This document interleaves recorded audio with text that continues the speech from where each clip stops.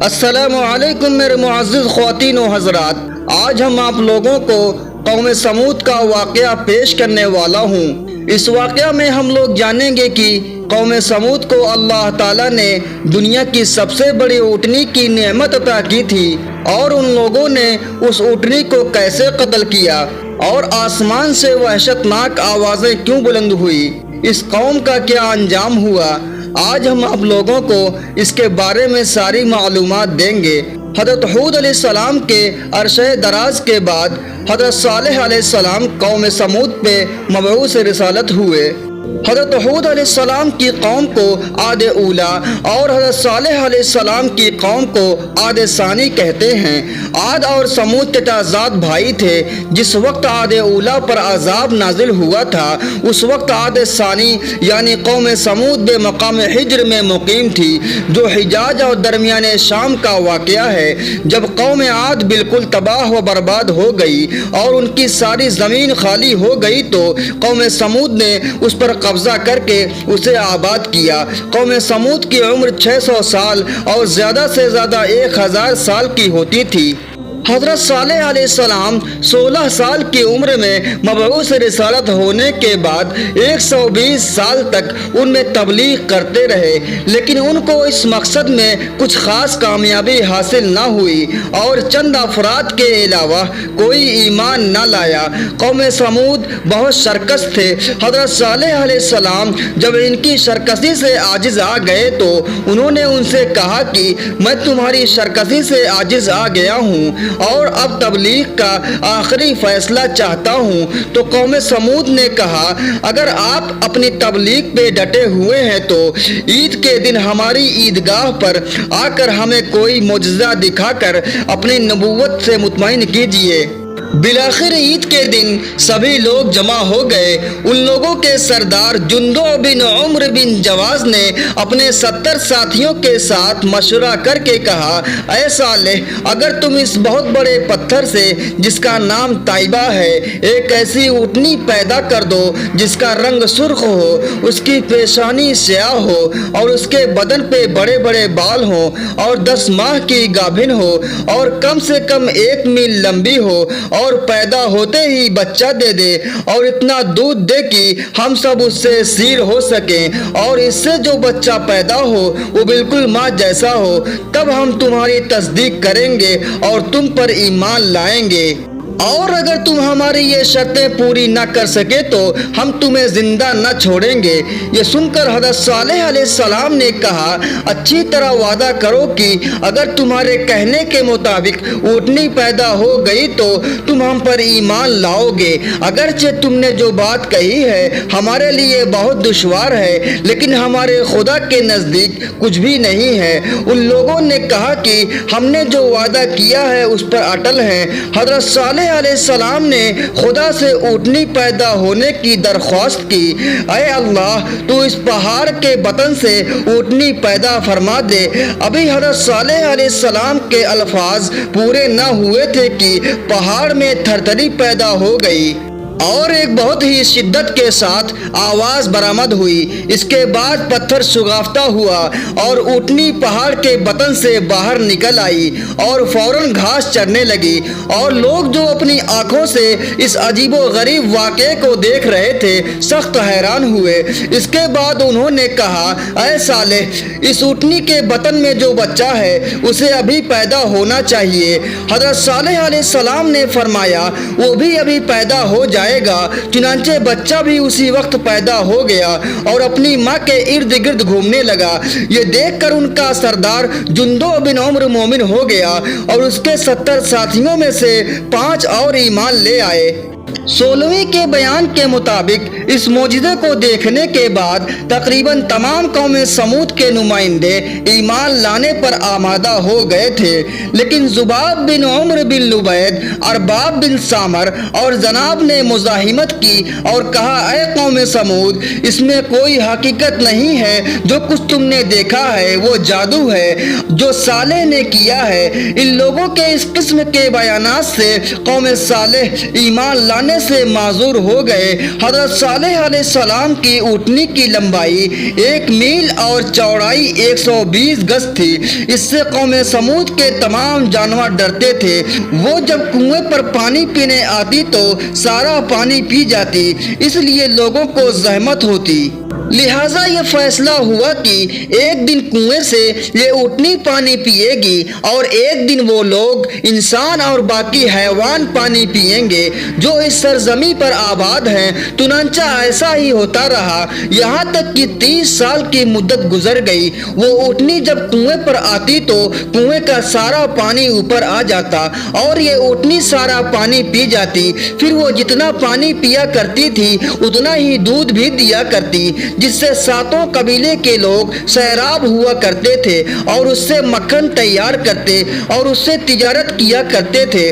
ایک روایت میں ہے کہ اس کے بالوں سے دوسرے ملک میں خرید و فروخت کیا کرتے، یہاں تک کہ کافی مال و دولت اسی اونٹنی کے ذریعے سے فراہم کر لیے۔ تاریخ سے واضح ہوتا ہے کہ حضرت صالح علیہ السلام کی اونٹنی کے متعلق قوم سمود میں 2 قسم کے خیالات والے لوگ پیدا ہو گئے تھے۔ ایک وہ لوگ جن کا شمار عوام میں تھا جو اونٹنی سے فائدہ اٹھا کر اپنی زندگی سنوار رہے تھے، اور ایک وہ لوگ تھے جو اس علاقے میں پہلے سے برسر اقتدار تھے اور مال و دولت کی فراوانی انہیں حضرت صالح علیہ السلام کی اونٹنی سے فائدہ اٹھانے کی طرف متوجہ نہ ہونے دیتی، اور وہ اس کے وجود کو برداشت کرنے کو تیار نہ تھے۔ انہیں یہ خیال تھا کہ جو فائدہ حضرت صالح علیہ السلام کی اونٹنی سے عوام لے رہی ہے، انہی فائدے کی وجہ سے وہ ہمارے اقتدار کو اس طرح تسلیم نہیں کرتے جس طرح کرنا چاہیے۔ اس کے علاوہ برسر اقتدار طبقے کو پریشانی یہ بھی تھی کہ حضرت صالح علیہ السلام کی اونٹنی کی وجہ سے ان کے تمام جانور آبادی سے جنگل کی طرف بھاگنے کی کوشش کرتے تھے، کیونکہ وہ سب جانور اس سے خوف کھاتے تھے، اور ایسا بھی ہوا کہ بہت سے جانور ڈر کی وجہ سے مر گئے۔ اس علاقے میں ایک عورت برسر اقتدار تھی جس کا نام غلیظہ بنت غنم بنت مخلدہ تھا، اور اس کی ایک سہیلی تھی جس کا نام صدوق تھا۔ ان دونوں کا حضرت صالح علیہ السلام کی اونٹنی کو قتل کرنے کا اتفاق ہو گیا تھا۔ اسی دوران حضرت صالح علیہ السلام نے اپنی قوم کو باخبر کیا کہ اسی مہینے میں ایک بچہ پیدا ہوگا جو اونٹنی کو قتل کر دے گا۔ اس خبر سے عوام بہت پریشان ہو گئی، کیونکہ حضرت صالح علیہ السلام نے اس کے انجام میں نزول عذاب کا حوالہ دیا تھا۔ ان لوگوں کو ایک تو عذاب سے خوف تھا اور دوسری یہ بھی پریشانی تھی کہ اگر اونٹنی قتل ہو جائے گی تو جو فائدے ہم اس سے حاصل کر رہے ہیں وہ بھی ختم ہو جائے گا۔ چنانچہ اسی مہینے میں ایک بچہ پیدا ہو گیا جس کا نام خدار تھا۔ یہ زنا زیادہ تھا۔ جب اس کی عمر 20 سال کی ہوئی تو اس نے تیر اندازی میں بہت مہارت حاصل کی۔ اس کے دل میں بھی حضرت صالح علیہ السلام کی اونٹنی کو قتل کرنے کا خیال پیدا ہو گیا، اور اس نے اس خیال کو پرمان چڑھا لیا۔ اس نے حضرت صالح علیہ السلام کی اونٹنی کو قتل کرنے کے لیے بہت سارے لوگوں کو اپنے ساتھ ملایا، یہاں تک کہ اس کا سابقہ وہاں کی بادشاہ غنیزہ نامی عورت سے ہو گیا۔ یہ شخص خوددار وہاں آنے جانے لگا۔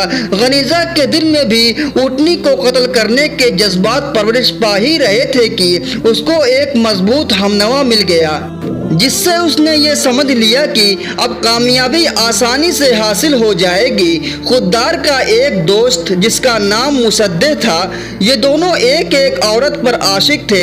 خوددار کی معشوقہ کا نام کتام تھا اور مصدح کی معشوقہ کا نام اقبال تھا۔ یہ چاروں ہر شب ایک مقام پر جمع ہو کر شراب پیتے تھے اور عیش و عشرت کیا کرتے تھے۔ غنیزہ ان دونوں عورتیں کتام اور اقبال کو بلا کر کہا کہ تم دونوں ہمارا ایک ضروری کام کر دو۔ ان دونوں عورتوں نے کہا کون سا کام؟ غنیزہ نے کہا صالح کی اونٹنی کو قتل کرنا ہے۔ اس کی ترکیب یہ ہے کہ آج رات جب مصدح اور خوددار تمہارے پاس آئیں تو ان سے کہو کہ ہم تب تک تمہیں ہاتھ لگانے نہ دیں گے جب تک تم صالح کی اونٹنی کو قتل نہ کر دو۔ انہوں نے کہا بہتر ہے۔ جب رات ہوئی اور ان دونوں عورتوں کے پاس خوددار اور مصدق آئے تو ان میں سے ایک نے کہا ہمیں پانی کی سخت تکلیف ہے، اگر کوئی مہمان آ جائے تو ہم انہیں پانی بھی نہیں دے سکتے کیونکہ آج صالح کی اونٹنی کے پانی پینے کا دن تھا، ہمیں ایک قطرہ بھی نصیب نہ ہوا۔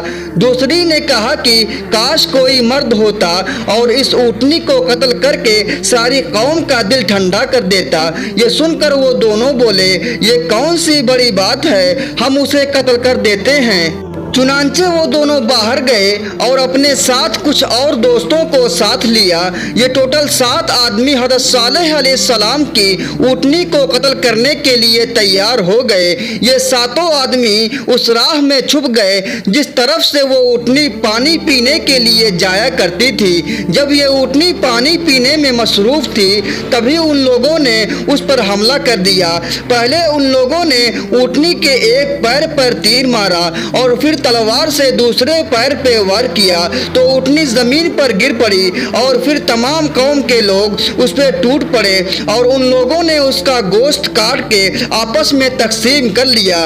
حضرت صالح علیہ السلام کی اونٹنی جب قتل کر دی گئی تو اس کا بچہ بھاگ کر پہاڑ پر چڑھ گیا اور جب حضرت صالح علیہ السلام کو اطلاع ملی تو وہ پہاڑ پر تشریف لے گئے۔ بچے نے جو ہی حضرت صالح علیہ السلام کو دیکھا تو وہ رونے لگا۔ بچے نے 3 مرتبہ ماں کا حوالہ دے کر چیخ ماری۔ حضرت صالح علیہ السلام نے فرمایا اے لوگوں، اونٹنی کا بچہ 3 مرتبہ چیخا ہے اور اب 3 دن ہی کی مہلت ہے اور اب 3 دن کے بعد تم پر عذاب کا نزول شروع ہو جائے گا۔ قرآن مجید کی سورہ ہود کی آیت نمبر 65 میں یہ ارشاد آتا ہے کہ پورے 3 دن تک اپنے گھروں میں جس نعمت سے چاہو استفادہ کرو اور جان لو کہ اس 3 دن کے بعد عذاب الہی آ کر رہے گا۔ اونٹنی کے بچے کے بارے میں کہا جاتا ہے کہ جس پہاڑ کے شگاف سے اس کی ماں پیدا ہوئی تھی وہ اسی میں جا کے غائب ہو گیا، لیکن بعض لوگوں کا تذکرہ ہے کہ ان لوگوں نے اس کی ماں کو قتل کرنے کے بعد اس کے بچے کو بھی قتل کر ڈالا۔ حضرت صالح علیہ السلام نے فرمایا اے لوگوں، تم لوگوں نے خدا کی مخالفت میں حد کر دی ہے، لہٰذا اب عذاب کے لیے تیار ہو جاؤ۔ حضرت صالح علیہ السلام نے جب لوگوں کو عذاب کے لیے اطلاع کیا تو کوئی یقین نہیں کر رہا تھا۔ حضرت صالح علیہ السلام نے فرمایا کہ میں سچ کہتا ہوں، تو ان لوگوں نے کہا کہ پھر اس عذاب کی علامت بتاؤ۔ تو حضرت صالح علیہ السلام نے فرمایا کہ اس کی علامت یہ ہے کہ ایک دن تمہارے چہرے زرد ہو جائیں گے، پھر دوسرے دن سرخ ہو جائیں گے اور تیسرے دن سیاہ ہو جائیں گے، اس کے بعد عذاب نازل ہوگا۔ پھر ایسا ہی ہوا، ایک دن ان لوگوں کے چہرے زرد ہوئے اور دوسرے دن سرخ ہوئے جس سے وہ لوگ بہت پریشان ہو گئے اور رونے لگے، اور تیسرے دن ان کے چہرے بالکل سیاہ ہو گئے۔ جب عذاب کے آثار پیدا ہو گئے تو حضرت صالح علیہ السلام نے اپنے ایمانداروں کو ہمراہ لے کر شام سے فلسطین روانہ ہو گئے اور وہیں مقیم رہے۔ حضرت صالح علیہ السلام کے جانے کے بعد عذاب نازل ہونا شروع ہو گیا اور آسمان سے ایک ایسی آواز آئی کہ ان لوگوں کے دلوں کو ٹکڑے ٹکڑے کر دیا اور وہ سب کے سب مر گئے۔ قرآن مجید کی سورہ ہود آیت نمبر 67 اور 68 میں ارشاد ہوتا ہے کہ لیکن ظالموں کو سیہ آسمانی نے گھیر لیا، اسی طرح سے کہ یہ چیخ نہایت سخت اور وحشت ناک تھی۔ اس کے اثاثے سے وہ سب کے سب گھروں میں ہی زمین پر گر کر مر گئے۔ وہ اس طرح سے نیست و نابود ہوئے کہ گویا وہ اس سرزمین پہ رہتے ہی نہ تھے۔ اس کے بعد آسمان سے آگ کی بارش ہوئی اور ان لوگوں کو جلا کر راکھ کر دیا۔ میرے محترم خواتین و حضرات، آپ لوگوں کو آج کا یہ واقعہ پسند آیا ہو تو آپ لوگ میرے چینل کو سبسکرائب کر لیں تاکہ ایسے ہی اسلامک معلومات آپ لوگ حاصل کر سکیں۔ اللہ پاک کی بارگاہ میں دعا ہے کہ اللہ پاک ہمارے سبھی بھائیوں اور بہنوں کو کہنے سننے سے زیادہ عمل کرنے کی توفیق عطا فرمائے اور دین کے سیدھے راستے پر چلنے کی توفیق عطا فرمائے۔ آمین یا رب العالمین۔